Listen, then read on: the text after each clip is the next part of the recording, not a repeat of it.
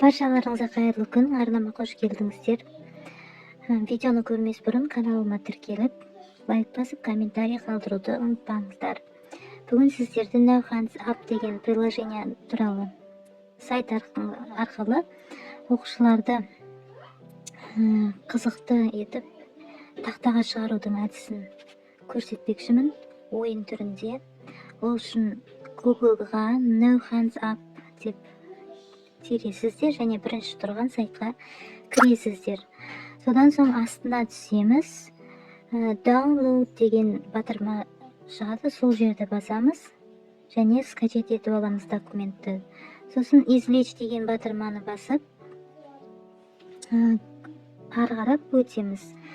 Оны басқан кезде папка ашылады, папканың ішіне кіреміз. Папканың ішіне кіргеннен кейін приложение ашылатын болады. Сол жерді басқан кезде подробнее деген батырма шығады. Астындағы тағы мен стрелкамен көрсеткен жерді басып өтесіздер және жоғарыда документ пайда болады. Сол документті ішіне кіріп редактировать етуіміз керек. Ол үшін астына түсесіздер. Астына түскен кезде өзі класс деп ағылшынша жазылып тұрады. Сол жерде оқушылардың students 1, 2 деп жазылып тұрады. Сол жерге өз оқушыларыңыздың атын жазуларыңыз қажет. Және жоғарыда өзіңіздің сыныптарыңыздың аттарын жазып қойсаңыздар болады. Мысалы, бірінші сынып, 7-ші сынып, 10-ші сынып деген сияқты, немесе оны өзіңіздің бір сыныпты топқа бөлгенде де қолдануларыңызға болады. Мысалы, бір топтарыңыздағы оқушылардың атын жазып қолдансаңыздар болады. Екінші топты қосу үшін төменге қарап жылжып түсеміз, астына қарай. Және астында келесі топтың оқушыларын енгізу үшін тағы да класс деген жер тұрады. Сол жерге тобыңыздың атын немесе сыныптың атын өзгертіп аламыз. 5-ші сынып, 10-ші сынып өз қалауларыңыз бойынша. Және оның мен мысалы 2-ші топ деп жаздым, сіздер басқа топтың атын жазуларыңыз мүмкін. Оның астына көрсетілген жерге оқушылардың атын жазып аласыздар. Оқушылардың атын жазып алғаннан кейін келесі өздеріңіз тағы да топ қоссаңыздар болады. Мысалы, бір сыныпты 3 топқа бөлулеріңіз мүмкін. Сол сияқты астына тағы да бір топ қосуымызға болады. Ол үшін класс деген жерден бастап копировать етіп алуымыз керек. Келесі топты қосу үшін. Қазір сіздерге көрсетемін. Add as many classes деген белгі тұр. Соның астына келесі осылай копировать етіп аламыз. Копировать етіп алып, астына қоямыз. Ставить етеміз. Сол кезде 3-ші топ қосылатын болады. Ол жерге мысалы 3-ші топ немесе сыныптың атын жазуларыңыз мүмкін. Және астына сол 3-ші топтағы оқушылардың аты жөнін жазып шығасыздар. Мен 6-ші сынып деп жазам деп мына жерге 3-ші сынып, 36-ші сынып болып кетті, кешіресіздер.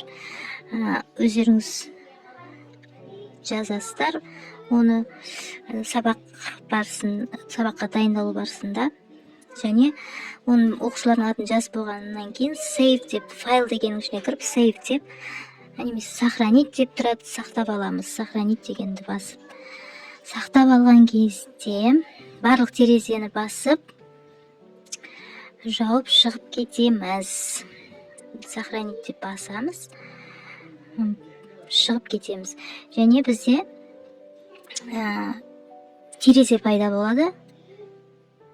Сохранить етіп шығамыз. Ортадағы қолдың белгішесі тұрған жерді басып, кірген кезде бізде терезе пайда болатын болады. Қазір бәрін жауамыз. Мінекей. Бұл жерді де басып шығып кетесіздер. кайтып кирген кезде